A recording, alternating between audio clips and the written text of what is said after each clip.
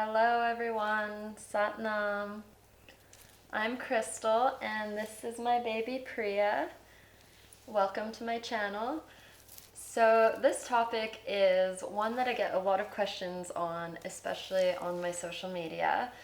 And to answer this, it would really be a long message, so I figured I would just make a video for you guys. And these tips are based on my personal experience along my spiritual journey. So I'll explain my journey quickly for you guys so you kind of understand a little bit about me. I've been spiritually seeking, I guess you could say, for almost 15 years. The catalyst for my spiritual awakening, you could say, happened when I was pretty young. I had been chasing materialistic things for a long time, and I had the opportunity at a young age to basically have financial freedom and all the materials that I dreamed of having when I was a young girl. And when I had all these things, I realized that I wasn't happy like the media had told me for so many years. Instead, I was actually the most unhappy I ever have been. So after that, I started questioning everything. What's the truth? Who am I really? Where does happiness and being at peace with oneself lie? I started traveling. I stayed in different spiritual communities. I went to different temples, churches, studied different religions. I've actually traveled to over 60 countries now for the past 7 years. So I have found the answers that I was seeking so many years ago. And for those of you who don't know, I travel and teach yoga and meditation. My focus is Kundalini and Tantra. These are the types of yoga and practices that really resonated deeply with me. And when I found them, I kind of stopped my search and began focusing more on teaching and sharing what I've learned. So that being said, here are my top 10 tips for beginning a spiritual journey. So tip 1, be realistic. A lot of times people beginning a spiritual journey expect to master their practice right away, or expect miracles to start happening, or to have even magical powers like levitation. Even the ancient gurus of India spent the majority of their lives practicing and didn't reach these heightened states. There's even a lot of teachers out there promising to attain unachievable results within a short period of time, with very little effort, and that's simply just not possible. In today's society, and especially in America, I've noticed since I've been here, that people are really just used to getting things very quickly and easy. Everything's convenient in this country. Fast food, now with all the Ubers and different companies that you can just order anything on your phone and it's there within the hour. So our mentality is things come very easily. And when you start a spiritual journey, maybe that's what you're expecting, but unfortunately, that's not the case for this. A spiritual journey is a lifelong journey, and it's unique for every individual. That's what makes it so beautiful. I receive a lot of messages as a Kundalini teacher asking how to have a Kundalini awakening. This is basically skipping ahead all of the juicy bits and the whole journey and just jumping into a Kundalini awakening, which is by no means healthy. You have to stay present in the moment and you have to enjoy the journey. I know it's cliche, but it's really true. A good example of this is the 8 limbs of yoga. You cannot jump to the last stages. You need to work your way up. You need to work on your morals and code of conduct and self-care and self-study before you jump into meditation and sensory withdrawal. You need to have a good base and be stabilized before you start having these intense awakenings. There is really a science behind it. And as you've probably heard, some people can actually lose their minds or lose their sense of reality after having an awakening. That's because they haven't stabilized themselves first or worked on those steps before reaching higher states of consciousness. So be realistic with your spiritual goals. Embrace the process. Don't believe everything you're promised. Start small and be patient. This, of course, is similar to what I just said. Some people start their journey, and when they don't see results right away, they simply give up. Really understand that this takes time. You're not going to see crazy results within a few days or a month. You'll definitely start feeling better and maybe be more aware in your day-to-day life, but if hitting certain higher states of consciousness is your goal, this will take time. You will get as far as you're meant to in this incarnation. Be patient and gentle with the process. Tip 3 is be open-minded. This one is so important to me. There are so many teachers out there, so many belief systems, so many different practices, and it can truly be overwhelming at the start of your journey. But remain calm and open-minded. Don't stick to one teacher right away or one belief, because that could close you off to another belief system that you might even resonate with more, and that could potentially change your life for the better. I like to say that I am every kind of religion because I'm always open to all beliefs, and I love to meet people who have faith. So I hang out at a lot of different temples and churches. But over time, I have focused on different religions. I grew up Christian, then Catholic, then atheist. Then I discovered Buddhism, which really changed my life. And now, and probably for the rest of my life, I will follow Hindu belief systems. But I am still open to others. I also went to university for sciences, so I met a lot of scientific people. And one thing with scientists is they tend to be closed-minded to certain things that can't be measured or seen. And of course, in the spiritual world, that is a lot. If I went into my journey with that mindset, I wouldn't have healed my deep-rooted wounds, and I wouldn't have had the awakenings that I have if I wasn't able to believe and work with the subtle energy systems. And I probably wouldn't be a yoga teacher today. So find what works for you now and commit to that practice, but also be open to new things, because that's how we grow. Number 4, spend time alone. We live in a world of constant stimulation. If you work a daily job, you're waking up each morning, getting ready for work, going to work, going home from work, eating, watching TV, visiting friends. Realistically, how much time do you spend looking within? Do you really know who you are? Do you know what makes you tick? Do you truly know what makes you thrive? What makes you happy? What makes you get up every morning? When I started traveling, I was getting out of a long-term relationship, and it was insanely difficult for me to be alone. But I literally threw myself into it. I got a condo in Thailand for a month. I went into silence, and I was in a neighborhood where there wasn't a lot of people who spoke English. So I walked around with a sign that said, "I'm Krystal, and I've taken a vow of silence." And being a Buddhist country, they are pretty understanding with that. So during that month, it probably turned out to be the most painful month of my whole life.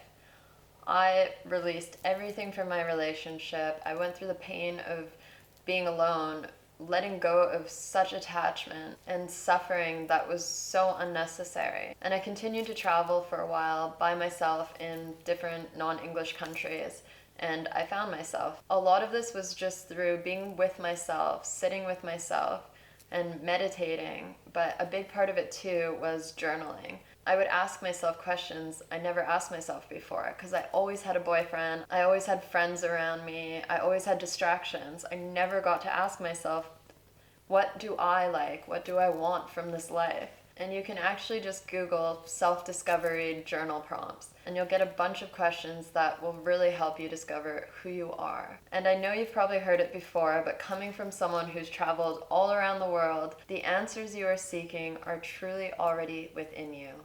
Numero 5, understand that it's not going to be pretty. Any of you who have already had a spiritual awakening of some sort will know that it's not all rainbows and butterflies. It's messy, it's ugly, and it's scary as hell, but it's worth it. Awakening to who you truly are means losing many things that you may have been attached to up to this point in your life. That could be friends, thought patterns, activities, anything in your life that was on a different vibrational level than you are stepping into now. And it can honestly be very painful and feel isolated at times. Remember that change is the only constant. For me, this meant having to let go of a lot of friends in my life, and even a family member. But I knew their presence in my life wasn't serving my highest good. Try your best to let things go in and out of your life as gracefully as possible. Number 6, expect to be misunderstood. Expect to be misunderstood. A spiritual awakening may mean that you have to lose people from your life. It can also mean that the people still remaining in your life might not be so supportive to the changes you're going through. And that's okay. We don't always have to understand other people's journeys, as long as they're not holding you back from your personal growth or coming into your full power. Don't be discouraged if the people in your life don't understand. Deep within, you know what is best for you, and you know why you're doing the things that you're doing. I've been vegan for 12 years now, and I grew up in a family that eats meat, and they still do. They have no interest in becoming vegan, and this is something I had to accept, and they have to accept about me. And we can sit at a dinner table together and not judge each other or push our beliefs. But of course, if they ask the benefits of being vegan, I would love to share that information with them, if they're willing. And I know this can be frustrating, but on to number 7. Remember to love everyone. I won't lie, this is something I struggled with at the beginning of my awakening.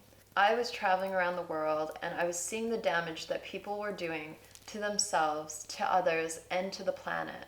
And it honestly broke my heart and made me really angry at times, even though some of these things were things I even used to do ignorantly. I was mad that some of my friends didn't have an interest in what I was talking about, in helping humanity or the planet.